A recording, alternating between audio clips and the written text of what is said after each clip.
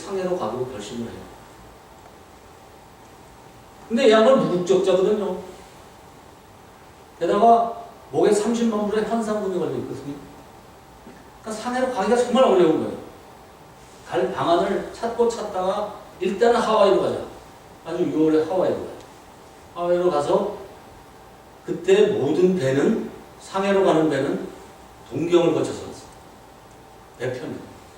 근데 동경을 거쳐서 가면 반드시 잡히니까 필리핀 마닐라를 거쳐서 가는 배편을 이제 모색합니다. 그래가지고 그해 11월에 필리핀을 거쳐서 가는 배편의 선장을 선이 나와가지고 매수해가지고 중국인 시체로 위장을 합니다. 중국 놈들은 꼭 시신을 고향에 보내거든요. 그 배가 중국의 시신들을 배 밑창에 싣고 가는 그 배에 어느 관의 시신으로 중국인 복장으로 딱 위장해가지고 거기 숨어서 그 배를 위장을 해요. 이게 위장한 모습이에요. 중국인으로 왼쪽이.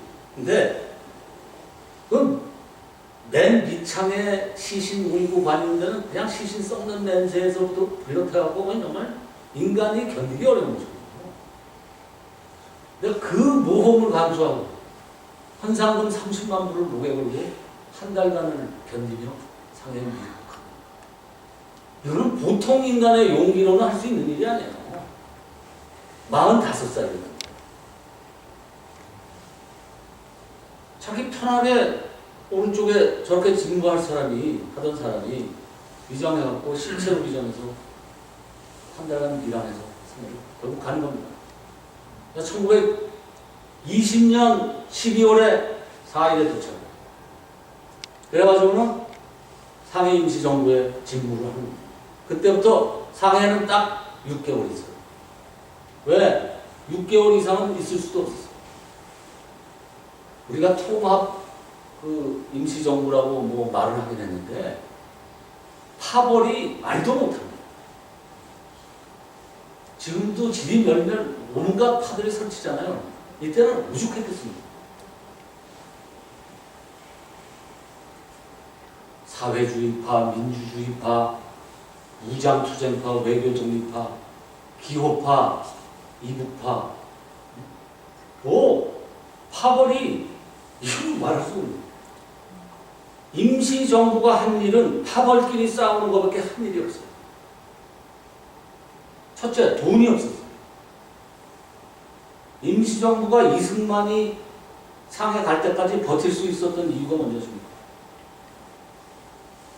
이승만이 돈을 대줘서 그때까지 버텼어요. 이승만은 무슨 수로 그럼 미국에서 돈을 벌었느냐? 이 양반은 자기가 임시정부가 발족하고 나서 자기가 국무총리 집정관으로 임명되니까 말하자면 이거 뭐냐 공갈 채권인데 독립공채라는 걸 발행합니다. 독립공채. 채권인데 독립대금 물어줍니다. 독립공채를. 근데 그걸로 독립공채로 8만 달러는 거야. 대단한 사람 아니에요? 이걸 모으면서 매달 상해에 1,000달러 이상 성공했던 겁니다. 그걸로 버텼는데 이승만이 상해에 올 때 이 사람들은 대단한 이 투쟁 프로그램과 큰 돈을 걸고 오리라고 기대했던 상해 임시정부 파들이 실망합니다. 그리고 그냥 그때부터 파벌 싸움이에요. 그래서 6개월 있다가 21년 5월 28일에는 내각을 새로 구성해놓고 떠나버려요. 워싱턴으로 다시 가고. 그리고 미국에서의 제2기 이제 독립운동에 들어가요. 뭐 그 2기에 들어서는 1925년부터 40년까지 한 15년 동안이 이 양반이 제일 어려운 시기였는데 그 중간에도 세계 외교무대에서 대한민국의 특사라는 이름으로 활동할 수 있는 사람은 몇 명 없었거든요. 그 중에 말빨이 쏘고 온 사람이 알아주던 사람은 오로지 이승만밖에 없었죠. 그런 활동을 부단히 하죠. 그러다가 또 1차 대전을 기화로 우리가 3.1운동을 일으키고 임시정부를 세우듯이 2차 대전이 오는 겁니다. 이 양반 딱 프란체스카도 생략하고 보순동 독립운동기가 하와이에서 이제 그때 가서 계셨는데 38년의 국제정세를 보니까 2차 대전이 세계대전이 일어날 거 가지고 즉각 이 양반이 39년에 워싱턴으로 갑니다. 가서 책을 써요. 근데 그 책을 쓰는 내용이 나중에 밝혀지는데 재팬 인사이드 아웃이라죠. 한국말로는 일본 내막기 이렇게 번역을 이 내막기를 보면은 일본을 이 바닥에서 정말 꼭대기까지 샅샅이 훑어놨어요. 일본의 국민성, 문화, 종교, 역사 이런 걸 다 꿰놨는데 나는 이 책 보고 처음 알았어요. 우리 일본 애들의 토속 종교가 신도라는 걸 알잖아요. 맨날 신사 참배 한다고 외교 문제를 삼고 그러잖아요. 그럼 우리는 왜 걔네가 신사 참배를 하고 우리나라는 화를 내는 걸까요? 그것도 정확히 하는 사람들 잘 못더라고. 지네가 지네 종교의 신사의 신도들이 신사에 가서 참배하는데 왜 화를 내는 거야? 왜 외교 문제를 삼죠? 네? 그렇죠. 전범들을 다 신사에 모셔놨어요. 천황에서부터. 전범 재판을 받아서 죄인이 됐는데 그들을 신사에 놓고 정권마다 새로 취임하면 거기 가서 절어요. 죄를 인정하지 않는다는 얘기예요. 그래서 신사는 그러면 신도라는 종교는 도대체 뭐냐? 거의 미개 토속 종교다. 거의 핵심 내용이 뭐냐? 천황은 현신이다. 인세에 나온 신이다 이거예요. 천황이 신이에요. 신도에서. 그래서 천황에게 충성을 하고 천황을 위해 싸우다가 죽으면은 죽은 사람은 신이다.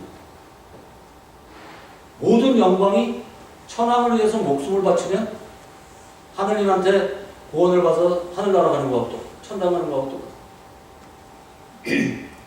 종교가 이렇기 때문에 세계에서 유일하게 가빈까지가 나오십니다. 자, 요번에 천황께 목숨을 바치고 신이 될 사람 손도 저러저러 해갖고 비행기로 자폭하는. 요새는 IS가 부지런을 하고 있죠. 폭탄, 인간 폭탄. 가빈까지가 세계에서 최초의 인간 폭탄. 그런 거를 여기 사실 써놓고 그렇기 때문에 얘네들은 일본 국민 종교 자체가 호전성을 띠고 남을 침략하고 천황을 위해서 싸우지 않으면 신이 될 수 없는 그런 나라다. 그래서 1910년에 대한민국을 침공해서 먹었다. 이제 얘네들은 그리고 1932년에 만주사변을 일으켜서 만주를 먹었다. 1936년에 중일전쟁을 일으켜서 중국을 쳐들어. 그리고 대동아공명이라고 아시아 모든 국가를 지금 침범하고. 그럼 얘네들이 이걸로 만족하느냐? 얘네들은 자원 문제 때문에 반드시 태평양을 건너서 미국을 친다. 미국을 치면 알래스카 아니면 하와이다. 이렇게 써놨어요, 지금. 맨 마지막. 그러니까 뭐 미국 조야가 난리가 났죠. 독립운동에 미친 늙은이의 헛소리다. 이런 식으로 난리가 났는데 너무나 웃기는 게 이 책이 41년 7월에 발간이 됐는데 12월에 진주만 공습이 시작돼요. 딱 5개월. 그래서 뭐 그때부터 예언자, 이승만 등등 미국에서 난리가 나는 겁니다. 그래가지고 미국 국방부가 이승만에게 협조체제를 구축하셔서 우리가 오퍼를 하죠.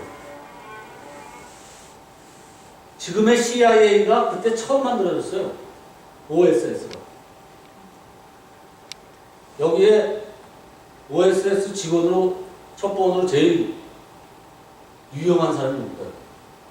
일본에서 교육받고 일본을 잘하는데 적대적인 한인. 딱이죠. 그래서 미국에서 유학하고 있던 50명을 OSS 직원으로 이승만이 했어요.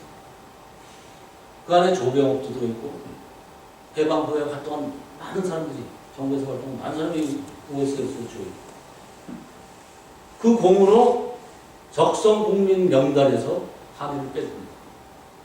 이때 미국에 있는 한국인은 일본인 국적이에요. 한국은 없어지고 일본만 남았습니다. 근데 이 한인들에게는 한인증이라는 걸 만들어줘요.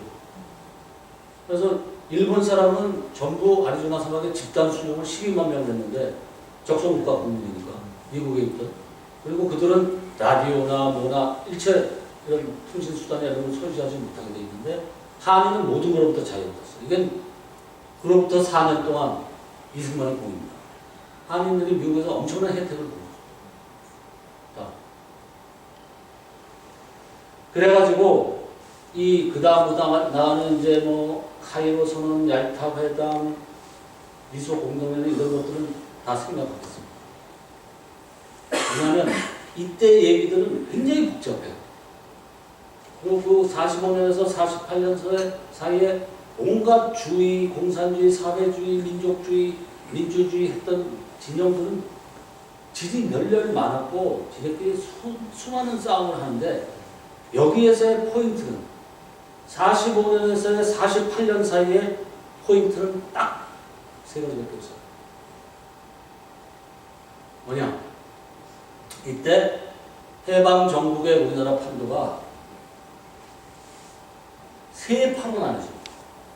하나는 좌익이고, 하나는 우익이고, 하나는 중도예요. 크게 보자. 아마 활동 비율로 보면 2대2대1쯤 돼요. 그러나 국민들의 성향을 조사했을 때는 사회주의 지지자가 70%예요. 민주주의 지지자가 17%고 공산주의 지지자가 14%였어요. 그러니까 정당 활동을 해서 활동한 거는 2대2대1쯤. 문제는 뭐냐?